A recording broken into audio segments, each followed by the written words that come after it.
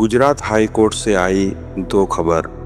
पहली खबर, कल दिनांक 12 सितंबर 2025 को गुजरात हाई कोर्ट में नारायण साईं जी की ओर से एक याचिका दायर की गई। इसमें निवेदन किया गया कि उन्हें अपनी बीमार माताजी से मिलने के लिए अस्थायी जमानत प्रदान की जाए। इस पर सुनवाई करते हुए हाई कोर्ट ने राज्य सरकार से जवाब मांगा है। इसके साथ ही अदालत ने मौखिक रूप से राज्य सरकार के वकील को मामले में आवश्यक निर्देश प्राप्त करने के लिए कहा और सुनवाई की अगली तारीख 16 सितंबर 2025 तय कर दी। दूसरी खबर, 8 सितंबर को गुजरात हाई कोर्ट में उस रिवीजन याचिका पर सुनवाई हुई जो सूरत सेशन कोर्ट में आदेश के खिलाफ दाखिल की गई थी। यह मामला साल 2014 का है। सूरत की उस लड़की ने नारायण साईं जी पर आरोप लगाए थे। उसी लड़की के पति ने बाद में कोर्ट में सीआरपी की धारा 391 के तहत अर्जी लगाई थी। उस अर्जी पर सुनवाई करते हुए सूरत की एडिशनल सेशन कोर्ट ने नारायण साईं जी के खिलाफ धारा 307 यानी कि हत्या के प्रयास समेत अन्य धाराओं में मुकदमा चलाए जाने का आदेश दे दिया था। लेकिन खास बात यह थी कि इस मामले में नारायण साईं जी का नाम चार्जशीट में आरोपी के तौर पर शामिल ही नहीं किया गया था। इसके बावजूद सेशन कोर्ट ने अन्य धाराएं जोड़कर सम्मन जारी कर दिया। इसी आदेश को चुनौती देते हुए नारायण साईं जी की ओर से गुजरात हाई कोर्ट में रिवीजन याचिका दाखिल की गई है और यह मामला करीबन 1.5 साल से गुजरात हाई कोर्ट में चल रहा है। But as far as framing part is concerned, on the last date of hearing, I was before the learned trial court on 18th August.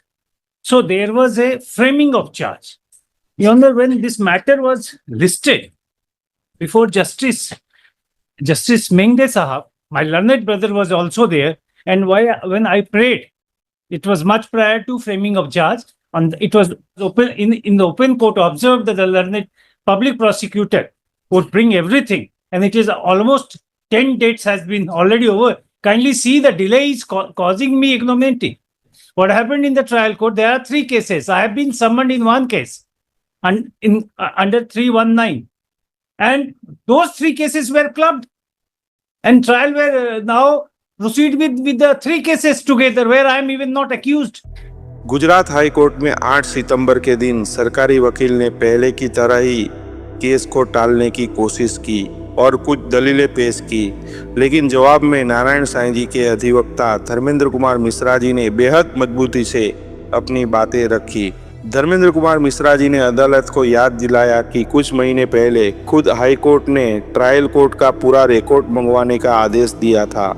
Notice भी जारी हुआ था, लेकिन आज तक वह रिकॉर्ड कोर्ट में पेश ही नहीं किया गया। उन्होंने साफ कहा, माननीय ट्रायल कोर्ट ने तो आरोप तय भी कर दिए गए हैं। मैं खुद 18 अगस्त को ट्रायल कोर्ट में मौजूद था। उस दिन चार्ज फ्रेम हुए, लेकिन इससे पहले जब यह मामला जस्टिस मेगडे साहब के सामने था, तब सरकारी वकील ने खुद अदालत में कहा था कि ट्रायल कोर्ट में कुछ भी नहीं हो रहा है, जबकि सच्चाई यह है कि वहाँ लगातार कार्यवाही चल रही है।